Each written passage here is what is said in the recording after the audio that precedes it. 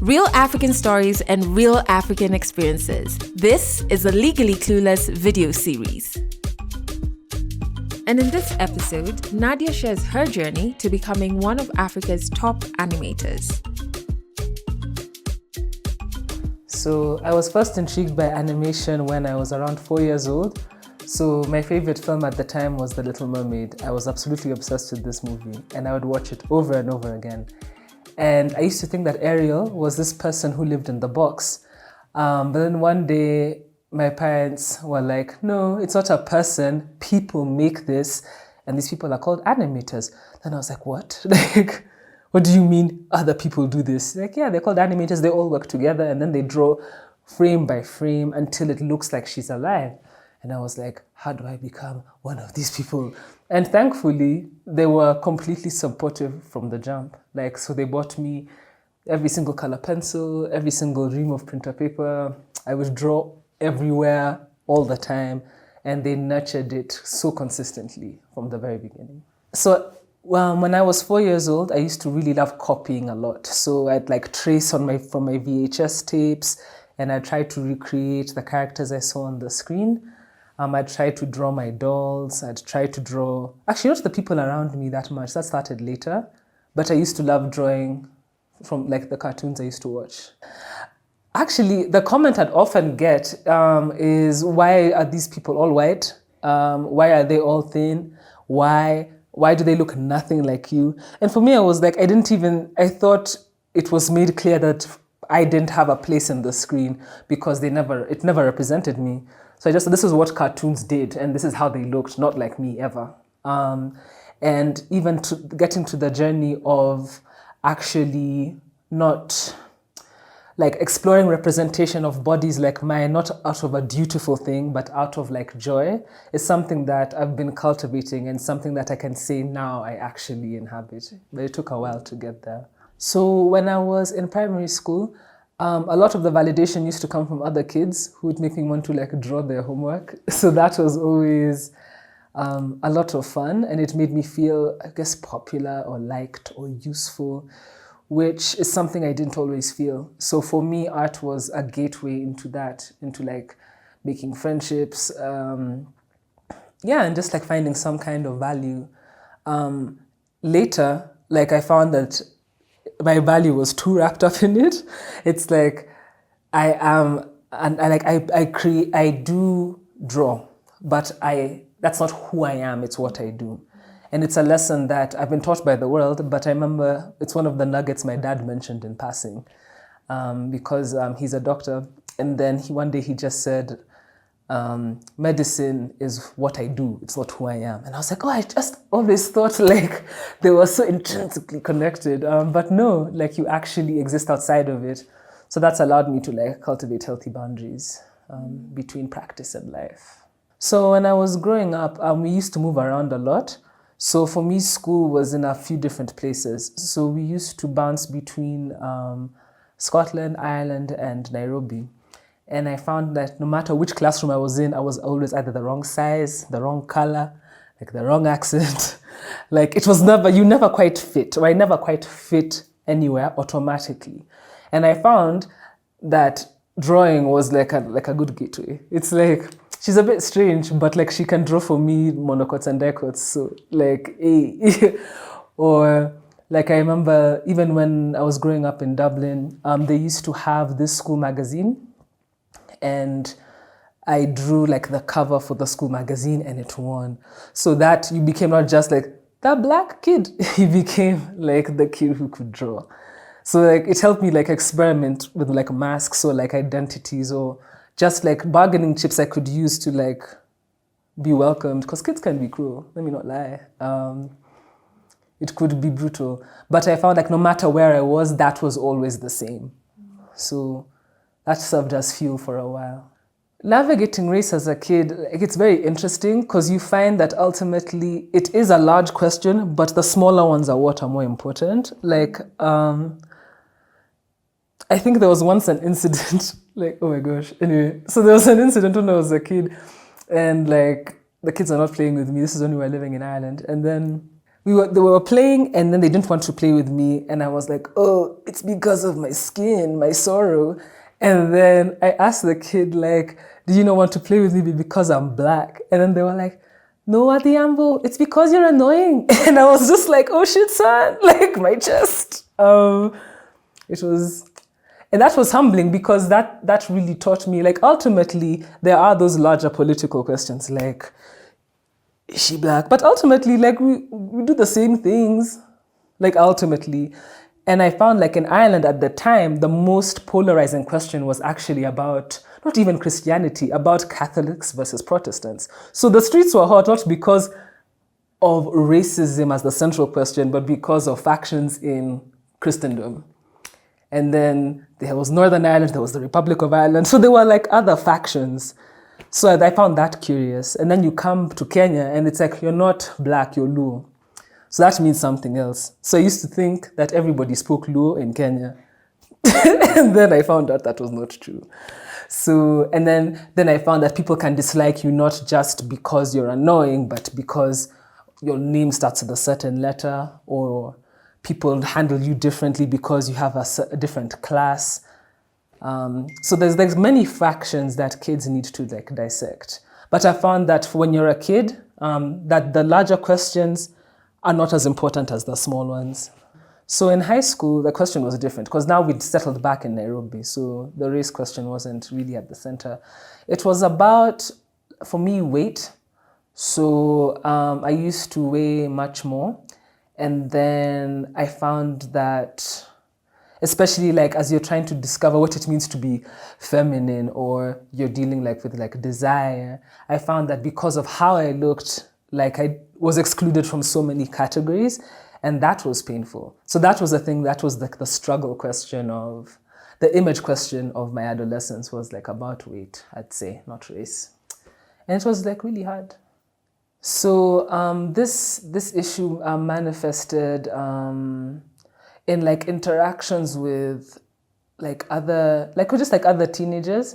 Or they'd say something like, oh, that girl is really pretty. Like, even you, Naddya, also you. It's like, but I thought I didn't imagine myself excluded. But then people would keep reminding you, or when it's time to buy school uniform and school uniforms don't fit, that was always very humiliating. What else? If you want to go to, like, an amusement park and then they, like, try to close the ride and then the ride doesn't close and you have to go all the way back down the stairs.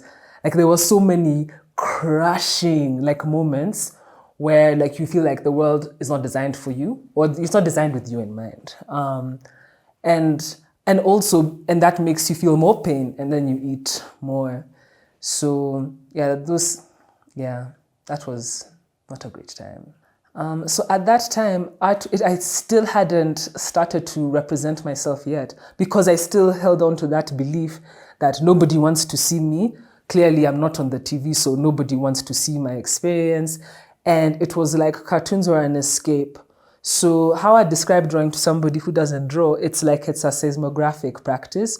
So it's like you have something inside you, and then your hand has to, like, record what you're feeling.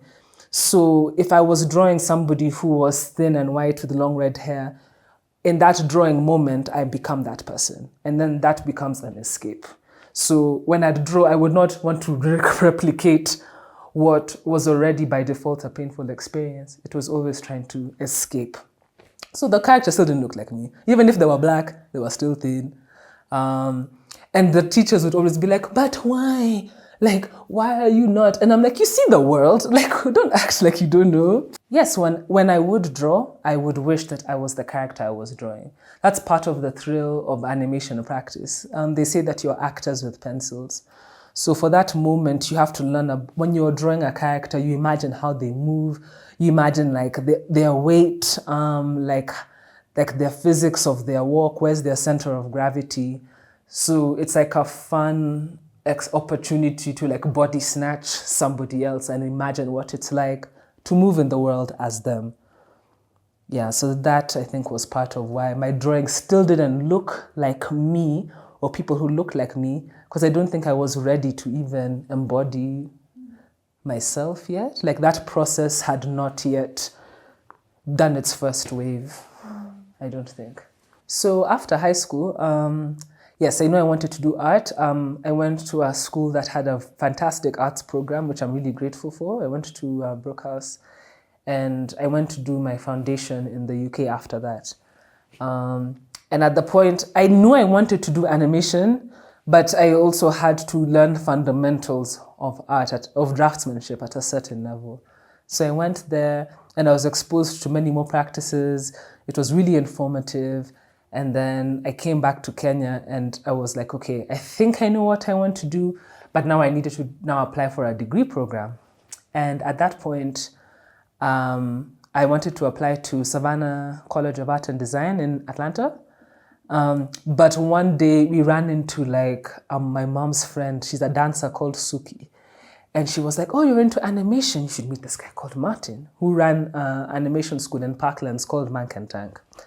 So I went there, I showed him my work because the enrollment period was still far. So it's like, you can't sit here and do nothing.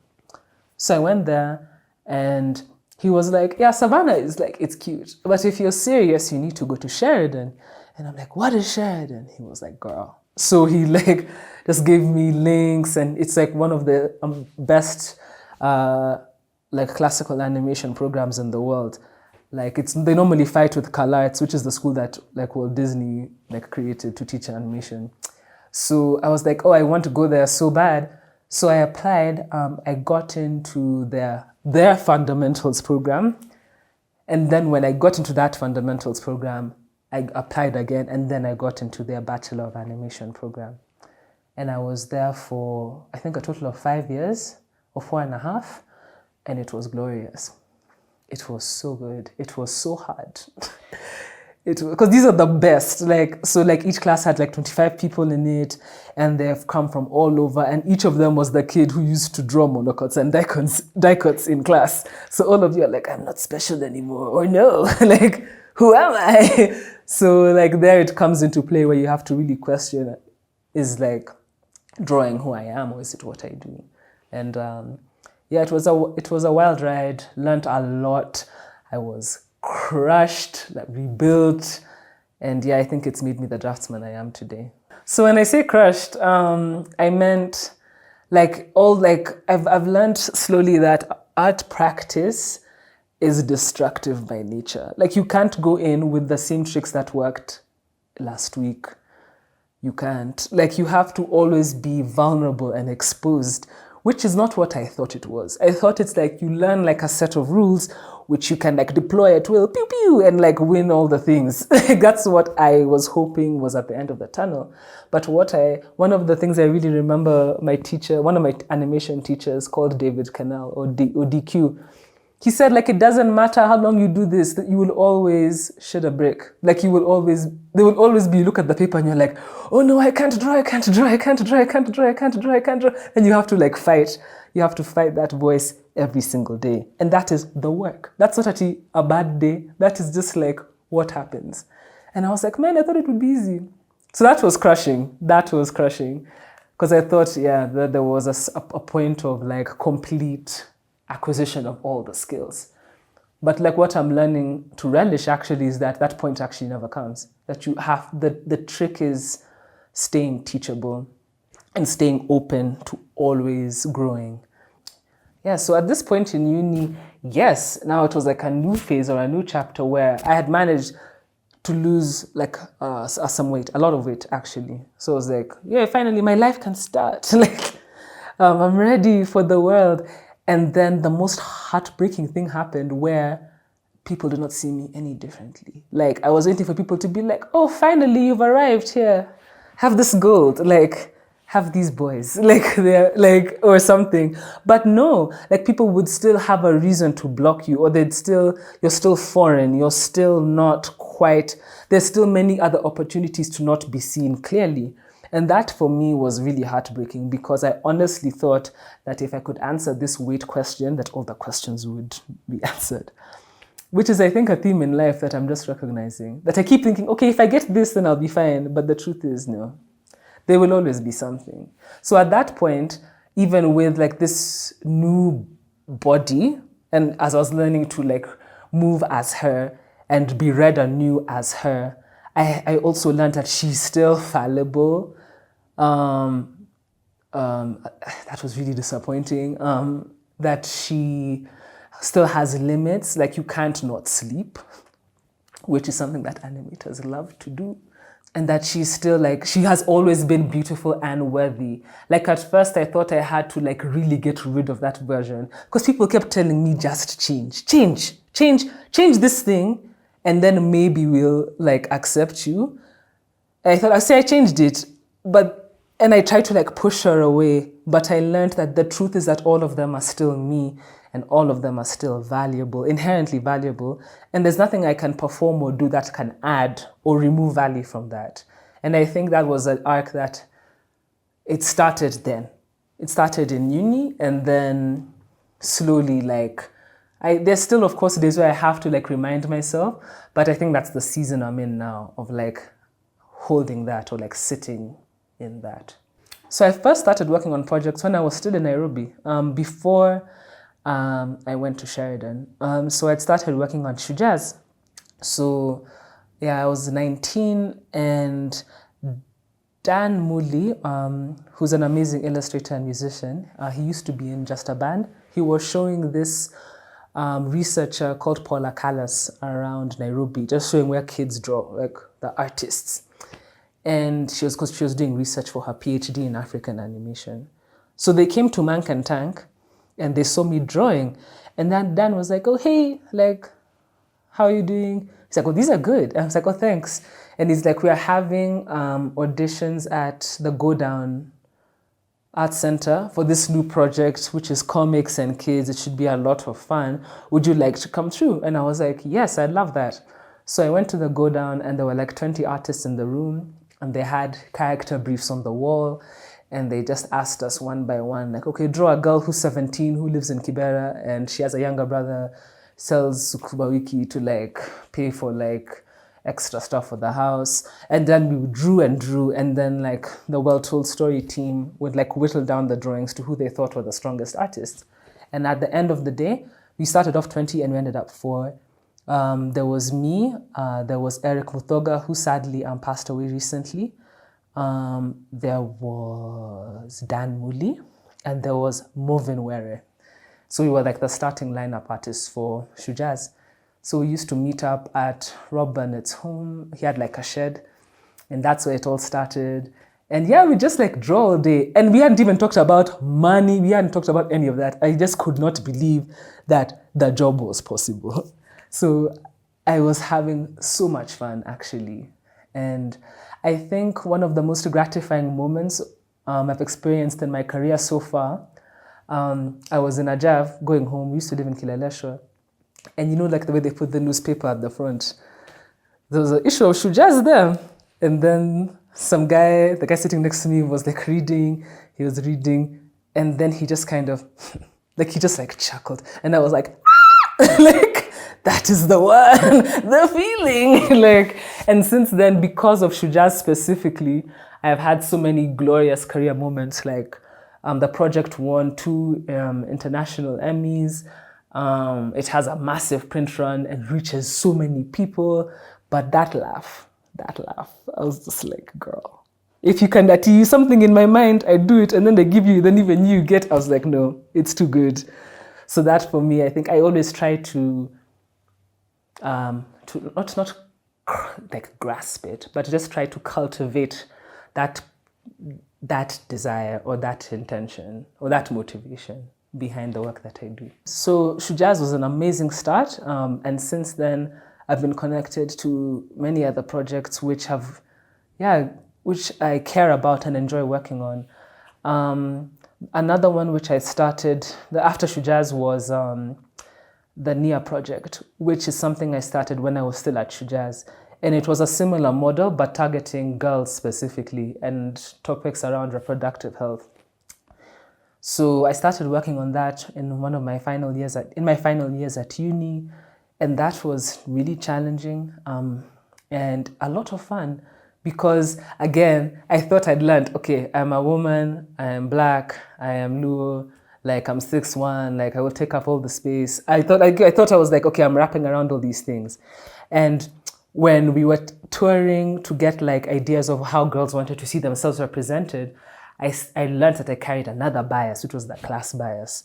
So for me, being a girl means XYZ, your bedroom, you have a room one, it looks like this, you do this, you eat this. So we'd go touring with these comics and then, or character designs, and the girls would be like, cannot relate, get it out of here. And I'm like, but my work and my craftsmanship. And they were like, we don't care. I don't see myself in it. Please remove it. And yeah, teenage girls they can be vicious.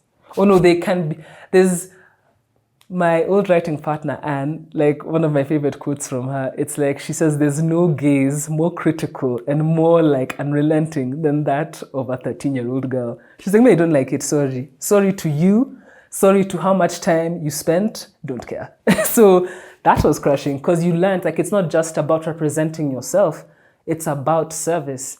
And it's about like the work is alive when the reader sees it too. Like the matatu laugh thing. So then it's like, okay, I have to learn. You can't assume, even if you have your idea of what a character should be, you have to research, you have to ask questions, and you have to have an iterative process. So that's something that Zana gave me. It's ironic, like Zana Africa, the company that ran the NEAR project, really equipped me, with the tools I need to have like a really healthy, sustainable career, and to always have, to have authenticity be something that you cultivate, that you don't assume you automatically get. Then after I left Zana, and then I started my own studio, and I was just trying to like get small jobs here and there. And ultimately I was able to go to Annecy, which is like the largest animation festival in the world, to pitch my project. It's called Uzi. So I'd gone there to pitch this thing, and it won the Cyclic Prize, which was an opportunity to go work on the film in France. So I was like, this is going to be fire. And then COVID. And then COVID came. And then everything was like, everything shut down. But strangely enough, like the COVID moment actually is what has opened up my studio the most and has seen the most rapid growth. Because a lot of the North American studios had wanted to do work for like Netflix or even Sony and others, which I can't yet name. They were, before when I'd apply, they'd be like, first of all, we don't have policy to hire you. Second, we don't know what to do with your work. It's nice, but we are not doing anything like this. Sorry to you. But then they began to recruit really aggressively because they couldn't shoot live action anymore. So Netflix had to really pivot as an animation first company. So I saw like the recruiters like asking people to join their Ask Me Anythings on Instagram. And I was like, these people don't need us. They really need us. So let me see if I can get into this door. And like one of the things I did to stick out was to do caricatures of all the panelists. Then I put it on my Instagram. Then I tagged them. Then they could see me. They could see that I can draw fast, that I can draw well, nini. That still wasn't enough. What actually got me my first job at Netflix, it was a friend from school. He's this amazing creator called Jima Gariba. He actually debuted his own show yesterday, and like Timbaland did the soundtrack. It's wild. And he was talking to the director of the film, and he said he was looking for a black girl to help him design like black girls. And he's like, I know the one. I know the person for you. And then he slid into my DM on Twitter. I don't even check Twitter. And then I opened it. And he's like, hi, I'm X. I'm working on X. Do you want to work on my movie? And I was like, say less. Yes, please. And then that's how it started. So I think the thing I've learned is always to move with like generosity, not in like a manipulative, like puppet master way, but to genuinely be open to people, because you never know who's going to open that door for you. So I started working there. I was designing characters for a feature, had a fantastic time. One of my best professional experiences to date was there. I did some work for Facebook as well last year, illustrating a safety guide for queer users. There's just some others that I can't say. I can't say yet, but things are good. Things are really good. I've just recently came back from Ouagadougou in Burkina Faso for FESPACO, where a film I had art directed called The Legend of Luanda Magere was premiering, or it was showing, it was screening there. And working on that film was an amazing experience because at the time, like I was looking for a production to work on, and Kwame Nyong'o, the director, asked me to go on to do backgrounds. So I was like, yes, of course, I'll do this. And we actually went to Awasi. We went and we were taken around like the homestead, and we were able to see the site where all the folklore originated from, which is one of my favorite parts of the process. So we got to speak to people who claim lineage and like how they'd phrase the story and how they describe the skin, or how they said Luanda did this, or no, you forgot that you also went here, and you're like, oh yeah. That familiarity and that connection, especially as a Luo, it was so fun, and it was very nourishing. It was really, really great. And after we finished working on the film, we went back to Awasi to like premiere it. And that was like the day of patient zero. So we were driving there on Friday, the 13th of March. And then there's an announcement like, we're closing all the borders. And then you're just like, what do we do? It was very dramatic. Do we turn back? And then Kwame's like, no, we've gone too far. Like, and we had to like keep going. So we did. And that was like one of like the best like trips, because we knew everything was going to close up soon after. But we were able to show it to kids, and they really responded, and they really laughed, and they really saw themselves. And that was great. I was like, I can actually do this. Like, this is actually happening. Yeah. And yes, and that project like has opened up so many doors, and it actually taught me so many lessons about how to lead, because Kwame is one of the most generous directors people I've actually ever experienced. He's so warm, so consistent, and so relaxed at the same time. Like, he's like really cool.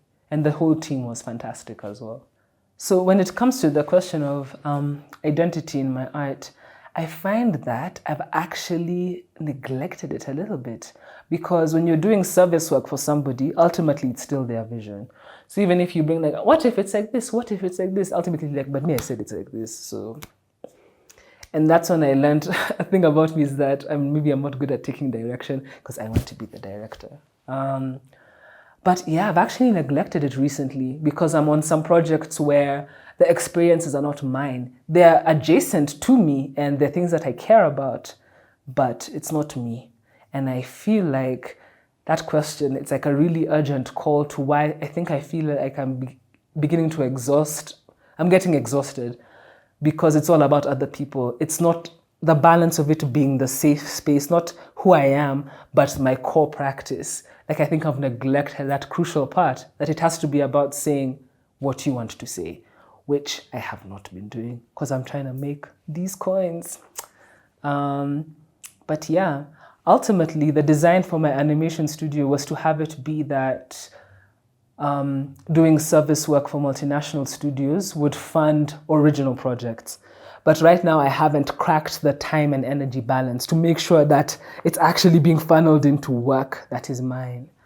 So that's something I need to revisit, like really urgently, because I've been feeling it atrophy, and I've been feeling the effects of not honoring that part of the practice. So when I need to refuel and need to ground myself, like spirituality is extremely important. So for me, Christ is the center, because in my experiences with faith, the questions on identity are things, or the ways I've learned to answer them are lessons I've learned through my faith practice.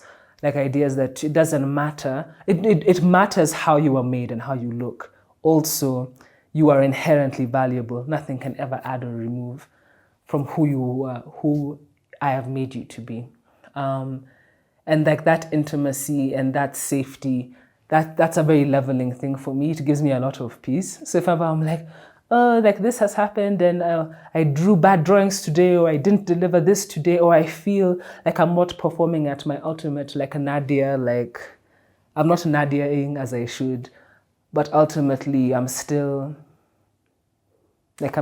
me, and nothing can ever add or remove.